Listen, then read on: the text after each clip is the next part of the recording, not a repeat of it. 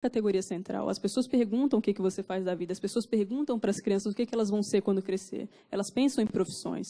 Né? Eu acho que até no começo aqui, a deputada Érica mencionou, né? Ninguém tem o sonho de ser bancário desde criança, né? A questão do emprego. E a gente tem ouvido pessoas trazendo relato de que sonhavam ser bancárias porque nos anos 80 era um outro contexto. Elas iam no banco ver as pessoas mexendo no computador, era bonito, elas queriam trabalhar naquilo, parecia super bacana ali, ficar no ar-condicionado, super bem vestido. Né? Pessoas que tinham esse sonho. E a gente ficou assustado com isso. Seu sonho era ser bancário. Né? E pessoas que esse sonho virou um pesadelo. Tem também essa questão da organização do trabalho bancário e das condições de trabalho. Né? A organização do trabalho ela vai ter essa característica que ela pode ter um impacto no adoecimento mental, enquanto as condições de trabalho a gente tem um impacto nas condições físicas dessa pessoa. Né? E a gente está se referindo a essa transição também no contexto bancário. As condições de trabalho elas parecem que estão melhoradas, né, um pouco, mas a organização do trabalho está extremamente precária. E a gente vem vendo isso e escutando isso, né, nesses espaços que a gente tem abrido aí para os trabalhadores. Né, em termos da questão psicológica, existe uma relação entre a saúde e o trabalho. Isso não tem como se negar. Né, a gente vem estudando, outros pesquisadores antes de mim, claro, essa relação. Né, e como já foi exposto aqui, eu não vou adentrar nessa questão. O que eu estou trazendo é a questão da psicopatologia no trabalho bancário, porque a gente percebe uma similaridade entre a maneira como as pessoas adoecem e como as queixas se relacionam com esses sintomas. A questão da tensão constante, a questão da ansiedade, a ansiedade e a depressão, especialmente, são quadros que vêm aparecendo muito e com muita frequência. A questão do estresse pós-traumático com relação ao trabalho bancário, a pessoa não conseguir ir num caixa eletrônico, não passar em frente, não conseguir ver uma propaganda do próprio banco na TV, porque ela fica extremamente perturbada com aquilo e tem os sintomas de um ataque de pânico, ou enfim. E aí, com relação às questões políticas, trago a questão das implicações sociais, legais e políticas disso. Né? As queixas que a gente vem ouvindo de falta de reconhecimento no trabalho e do trabalho. Né? Ou seja, vou no médico e ele nem quer saber o que eu faço, se isso tem a ver, se não tem a ver, está com taquicardia, está com a dor nas costas, toma um relaxante muscular, volta a trabalhar, é assim mesmo, é tranquilo. Né? Os meus colegas psicólogos também acabo ouvindo algumas coisas da maneira como eles recebem essas pessoas, que bom, você tem que se acostumar ao mundo do trabalho, é assim mesmo. Né? E psicólogos trabalham também de uma maneira precarizada, não tenho nem como culpar meus colegas por essa falta de percepção da centralidade do trabalho. Né? E essa questão de se trair para poder trabalhar, a sobrecarga das metas abusivas, a deterioração das relações socioprofissionais, ou seja, não posso ficar com esse cliente e ter um relacionamento com ele porque meu gerente está falando, ele não está comprando nada, vamos embora, vamos para o próximo que compra alguma coisa. Né? E também a questão da falta de reconhecimento dos próprios direitos. Então, são trabalhadores que muitas vezes não têm noção, estão afastados dos sindicatos, estão afastados também do próprio direito do trabalho deles. Né? E quando adoecem, se sentem extremamente perdidos. Então, tem um duplo impacto, tanto da questão de reconhecer que não dá mais conta daquele trabalho, quanto também da ideia de que ele nem sabe para onde ir, como vai ser, o que é INSS, como funciona, quanto que ele vai ganhar ali, quanto que ele não vai ganhar. Né? E uma série de outras também não sabe quando aquele tratamento vai terminar, se vai terminar um dia. Né? E essa questão também de não poder se tratar trabalhando. Parece que o trabalho e a saúde no banco eles têm estado numa relação oposta. Onde tem saúde não tem trabalho, porque as pessoas não conseguem tirar um tempo para ir fazer seus tratamentos de saúde. Né? E, enfim. E essa questão do tratamento do INSS, que é algo que eu continuo frisando e trazendo a importância, especialmente agora que a gente está vendo essa questão da possível reforma previdenciária e de todos os debates que estão girando em torno disso. Numa questão, em termos de questão política, o que eu trago é política em termos de organização da polis, ou seja, o trabalho ele tem essa função, né, ele organiza a sociedade. E isso a gente vai ver que existe uma exclusão social dessa pessoa que adoece. Né, e não só do banco, enfim, a família às vezes exclui essa pessoa, a empresa exclui essa pessoa, a sociedade exclui essa pessoa, o governo exclui essa pessoa. E isso tudo está altamente vinculado à questão do desamparo e da solidão. Às vezes a pessoa vivencia o desamparo e a solidão no trabalho, adoece em função disso, e tem a experiência do desamparo e a solidão repetidamente nesses outros contextos e nessas outras relações. É o que a gente vem percebido com o acompanhamento dos bancários que a gente está atendendo. Isso vai causar mais adoecimento, mais sofrimento, mais dificuldade nesse tratamento. E aí a gente também vê que o desamparo e a solidão estão muito fortemente vinculados à questão do suicídio. E o que a gente triou lá, com os bancários que a gente escutou, mais da metade deles relata a vontade de desistir de tudo. Não é algo comum e eu não acredito que a maioria das pessoas aqui não tenha vontade de desistir de tudo nesse momento. Se tiver, procure ajuda, porque você está precisando de ajuda.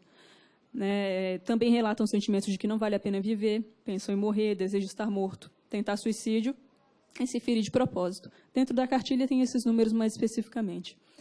Então, o suicídio é um problema de saúde pública já reconhecido pela OMS, e que ele não é estranho aos bancários. Eu acho que a deputada trouxe muito bem aqui no começo, é uma questão comum que surge entre os bancários, a questão do suicídio.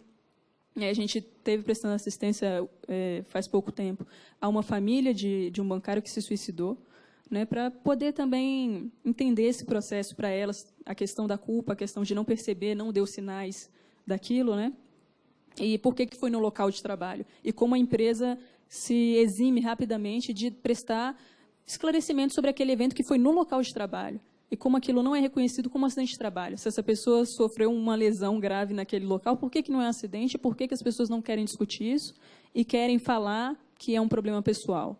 Por que ele escolheu aquele lugar? Por que não tomou um veneno? Enfim, vários outros meios. E como que isso é uma isenção moral da empresa, nessa questão do adoecimento. Acho que, como a professora Ana disse, várias coisas teriam de ser revistas. E, nisso, vários privilégios seriam perdidos. E tudo isso passa pela questão do reconhecimento do adoecimento, tanto pelos médicos, pelos psicólogos, pela sociedade, pela família, pela empresa, pelo governo. A gente está falando dessa questão do nexo causal. E nem sei se exatamente a palavra causa é a mais adequada para a gente falar dos transtornos mentais. Não se pode falar numa causa especificamente. E esse reconhecimento ele leva à questão do acidente de trabalho, que a gente está falando de uma possível reforma previdenciária, onde se discute constantemente, repetidamente nas mídias, que os trabalhadores se afastam, o rombo na previdência, o trabalhador vai trabalhar mais, enfim, uma série de coisas que responsabilizam os trabalhadores por problemas que também nem sei se existe esse rombo, se não existe esse rombo, não é minha área de estudo, é algo que é aí para outras pessoas discutirem, mas em nenhum momento eu vejo uma responsabilização ou um chamado para reflexão sobre a responsabilidade moral das empresas de prover melhores condições de trabalho, uma melhor organização do trabalho, porque se a gente, convivendo com esses bancários, o que a gente percebe se as empresas investissem mais em uma melhor organização do trabalho, com certeza a gente teria um número muito menor de adoecimento. E a gente teria um rombo bem menor nessa previdência. Ou seja, por que as pessoas não estão falando? Esse nexo também, além da empresa, a empresa não quer reconhecer e o governo também não quer reconhecer. Quem que quer onerar as empresas? Quem que quer onerar os bancos no Brasil desse adoecimento que a gente paga enquanto não bancário? Então, a gente não está falando de uma questão que afeta só essa categoria. A gente está falando, como o trabalho ele tem essa característica política de organização da sociedade, a gente está falando de algo que tem um impacto muito grande. São muitos trabalhadores bancários no Brasil e são muitas pessoas adoecendo. E pessoas adoecendo sem possibilidade de reversão do dano. Pessoas que não conseguem mais entrar numa agência bancária. Como que essa pessoa vai trabalhar fora dessa agência bancária? Coisas que poderiam ser evitadas com coisas simples. Então, a gente ouve bastante que poxa, eu estou esperando até hoje o meu gerente ligar para perguntar como eu estou. A pessoa está afastada há 6 meses do trabalho. Ela espera todo dia uma ligação, que nunca vem. Então, que consideração essas pessoas que estão trabalhando no mesmo local de trabalho têm por um colega que adoeceu e se afastou? A gente volta para a questão da exclusão social. Essa pessoa é tratada como um leproso, na época antiga. Vamos excluir ele, ninguém fala com ele. Vai que a gente se contamina aqui com isso. E o que a gente tem percebido, a gente não pode tratar o adoecimento mental, não pode continuar tratando ele como um fato aleatório. Quando a gente vê tantas características comuns de adoecimento em uma mesma categoria, existe um nexo técnico epidemiológico já feito, firmado, reconhecido legalmente. Eu realmente não estou entendendo o que acontece na perícia que isso não está sendo tratado, não está sendo reconhecido, onde as pessoas não escutam, não leem os relatórios. Não estou falando de algo que é uma coisa que eu imagino, estou falando das pessoas que a gente escuta todos os dias, e as pessoas falam, ele não leu o relatório, pegou o papel e jogou assim. O que eu tenho a ver com isso? A gente está falando de violência psicológica também na perícia. É uma coisa que não é tratada, e isso agrava mais o quadro de uma pessoa que já está sofrendo em função de violências psicológicas sofridas anteriormente. E isso também não facilita o meu trabalho de dar assistência para essas pessoas. Então, esse é um ponto que eu acho que tem que ser discutido, tem que ser repensado, né? Se tem relação com o trabalho e adoecimento, sendo causa ou agravamento, é um acidente de trabalho. Legalmente, se a gente for conferir os artigos, enfim, a lei que rege o acidente de trabalho, vai caracterizar o adoecimento mental, especialmente o fruto de assédio moral ou de outras violências psicológicas, sabotagem. Enfim, está lá escrito. Basta a gente querer reconhecer isso.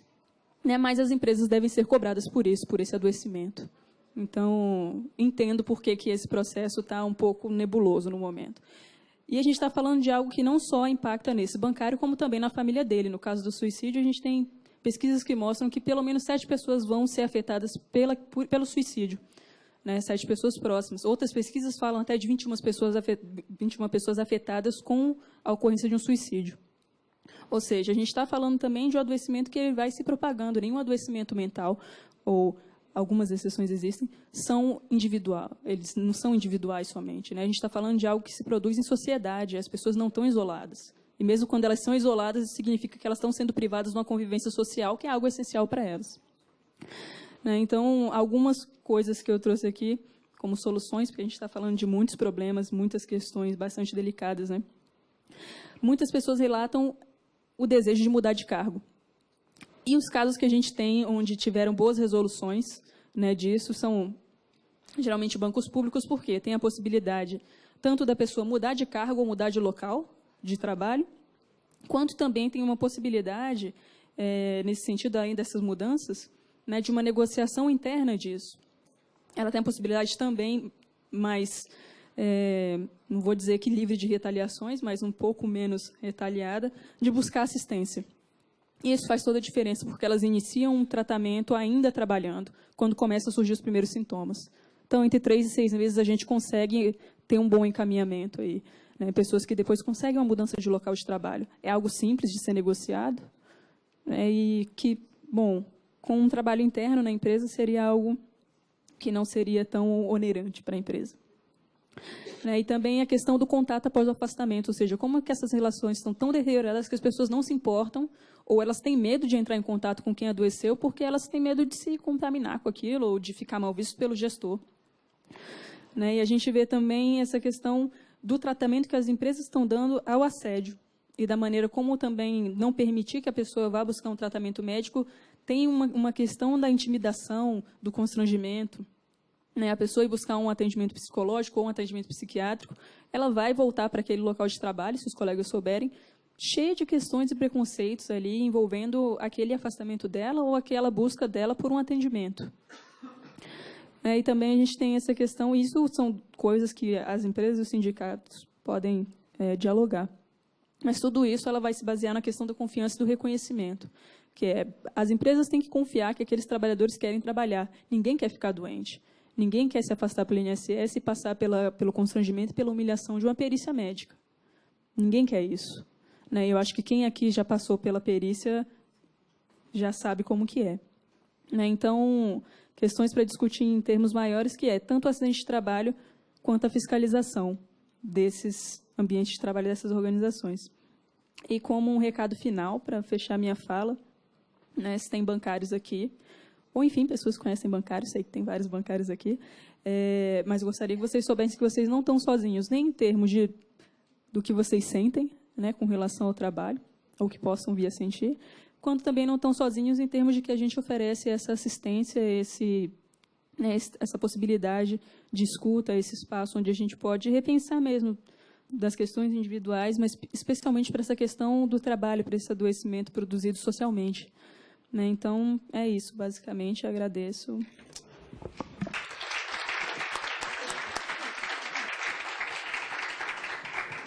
Agradecer a pesquisadora Fernanda Souza Duarte e passar, então, a palavra para as nossas